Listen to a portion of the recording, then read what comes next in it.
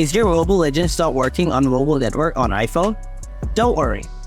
This video will show you some easy and advanced ways to fix Mobile Legends not working on mobile data on your iPhone. Let's begin. Solution 1. Check and fix the internet connection. Make sure that your internet is working fine. Open up a browser and go to any website you wish. If it's not loading, then turn on the airplane mode for 10 seconds. Then turn it back off. Solution 2. Check mobile data service. Open settings, scroll down, tap mobile service, tap mobile data options, tap voice and data. Or if your phone only supports 4G, then select 4G auto.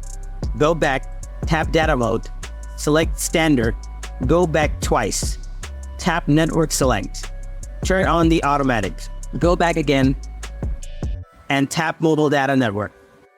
Scroll down and reset settings. After doing this, hope your problem will be solved. If it doesn't, then you move on to solution 3. Reset all settings. Open settings, scroll down, tap general, scroll down, tap transfer or reset iPhone. Tap reset, reset all settings. Tap reset all settings again. One of these processes will fix your problem and Mobile Legends will start working on your mobile data. Thanks for watching.